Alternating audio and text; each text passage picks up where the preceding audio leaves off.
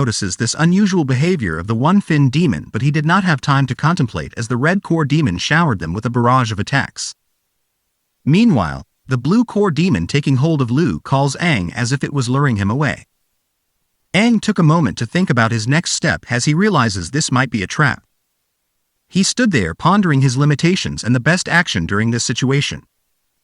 Gel and Yao Tang firmly advised him to refrain from following the blue core demon as it was beyond his power and capability. Aang was now torn from making his next step. But then, the last image of Lu had been imprinted in his mind, which was similar to his fallen comrades from his past life. He knew he could never forgive himself if he abandoned a teammate to die. He already knew what to do. He was determined to get Lu back. Chapter 15. The demon set Lu down deep in the forest. The monster's special water ability keeps her restrained and muted. The one-fin demon acknowledges that their type has always been fascinated by human emotions. It craved the sound of human cries of desperation and begging. When the monster noticed that Lu's mouth was still covered, it took off the covering to satiate its curiosity. Now that the covering is gone, the demon ordered Lu to helplessly cry out and scream. However, Lu was brought up in a martial household and has been instilled with the values and discipline of a warrior. She would only embarrass her family if she tried to beg in front of an adversary out of cowardice. She refused to give in to the demon's demands. She gives the demon two options: kill her or engage in combat once more. The one-finned monster is enraged by this and gives Lu a hard kick to the head. The creature emphasized to her that she was only human bait and would soon be eliminated. The monster's attention was suddenly drawn by a familiar voice. It was Aang who finally arrived to Lu's rescue. The one-finned demon rejoiced as his trap had succeeded in luring him. Lu was confused by the consecutive events unfolding in front of her. The fact that Aang had come alone and the demon intending to lure him specifically was something she least expected. She warns Aang to stay away, assuming this would not be a fair fight against the one-finned demon. Because of that, the demon gave her another blow to the stomach as it had been annoyed by her rambling. Upon witnessing Lu suffer injury, Aang volunteered to step in and replace her. Although the demon acknowledges Aang's proposal, its original goal was to eliminate them both. Aang engages the slithering creature with his combat knife, but the creature quickly sidesteps Aang's move and strikes him in the side. It showed Aang its water ability by moving around and emitting an elemental property as it attacked. Aang is surprised by this because in his previous life, monsters lacked this water attribute. Lu watched helplessly from the side as Aang battled to protect himself from the onslaught of blows. She spots a sharp protrusion from the ground nearby, and it gives her hope for a method to liberate herself. While Aang and the demon engage in combat in the backdrop, she wiggles her way in the direction of the rock. When the water demon's hand splattered during his block, Aang saw an opportunity to strike.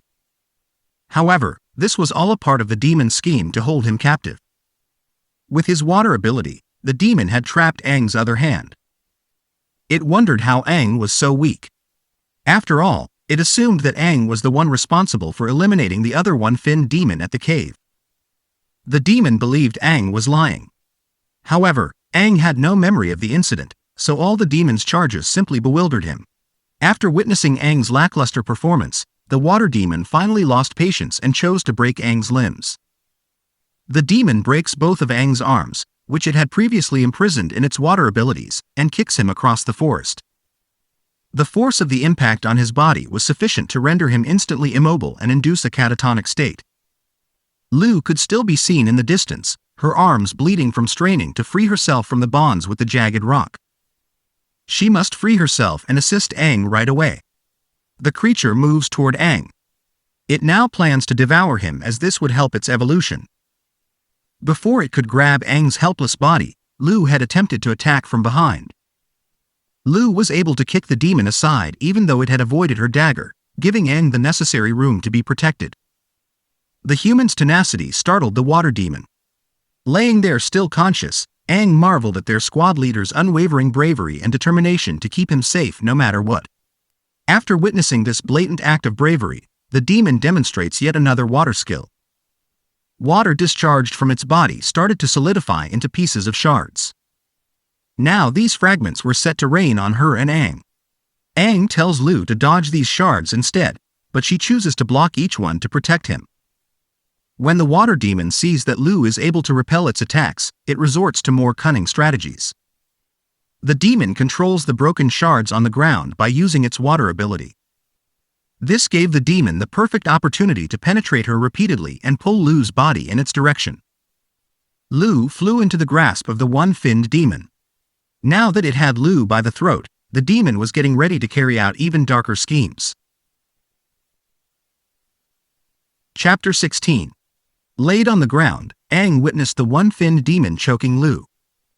A wave of sadness washed over him as he realized that, after reincarnating after 60 years, he was once again witnessing the death of comrades. Feelings of worthlessness and shame engulfed him, questioning why, despite being considered the strongest warrior in his past life, he now relied on a young lady for protection. The core fragment on his chest began to crack, the result of a combination of his rage and self-pity, activating a sinister aura reminiscent of the one that emerged during his last moments in the cave during his abduction. The demon, in the midst of choking Lu, sensed a monstrous energy burst behind him. In an instant, Aang snatched Lu from the demon's grasp. Crimson aura surrounded Aang, akin to when the eight-finned demon awakened in the cave. The one-finned demon, realizing that Aang's power surpassed expectations, experienced injury from the mere wind pressure during Aang's rescue of Lu. Holding the injured Lu in his arms, Aang expressed gratitude for her leadership and bravery in facing the powerful one-finned demon. Lu, nearly unconscious and battered, could barely see Aang's face, which had now undergone a transformation. His eyes seemed demonic.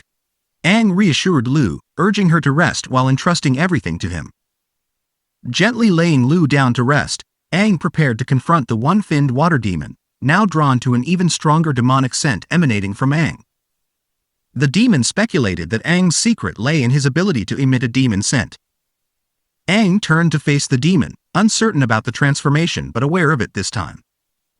Enveloped by a menacing crimson demonic aura, he felt his power spike dramatically.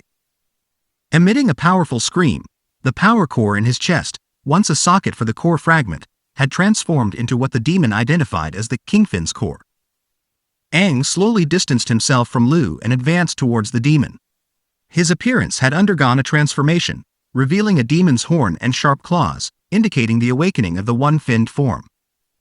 Meanwhile, in the forest clearing, Zhel and Yao Tang continued their combat with the other one-finned demon. The distracted demon, sensing the monstrous aura, became vulnerable. Seizing the opportunity, Yao Tang struck, and Zhel followed with a powerful kick, sending the demon flying. Recognizing the overwhelming power of the two squadron leaders, the demon couldn't defend itself against their relentless attacks. A powerful blow from Yao Tang opened a hole in its chest. Realizing the tide had turned, the demon chose to self-destruct. Zhel quickly noticed this and moved to shield Yao Tang from the impending explosion. The red core demon's core glowed brightly, signaling its intent to detonate and take the warriors with it. However, a golden streak, like lightning, struck the demon, impaling it with a harpoon and killing it instantly. The squadron leaders realized the city's defensive artillery had intervened, aiding them in vanquishing the demon. Outside the city gates, warriors continued to battle the wave of monsters attempting to invade. Squadron leader Joel acknowledged the overwhelming numbers and questioned if the city's defenses could hold. Concerned, he called out to Yao Tang and Zhel, urging them to return to the city and assist with the defense. Despite Yao Tang's hesitation, knowing Aang and Lu were still in the forest facing the other one-finned demon, Zhel appealed to his sense of duty, reminding him that as warriors, their priority was the city's defense. Reluctantly, Yao Tang decided to return to the city, leaving the forest and Lu's safety in the hands of Aang. In the deep forest, Lu lay unconscious as Aang confronted the water demon. The demon, visibly frightened by Aang's new demonic form, trembled and slowly retreated as Aang approached, clearly confused by the sudden turn of events.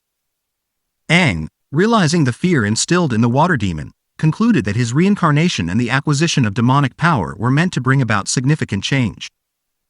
With a lift of his finger, Aang emitted a small green energy, directing it towards Lu. This green aura possessed the healing power of a wood-type demon, instantly mending Lu's injuries. The water demon was astonished at Aang's newfound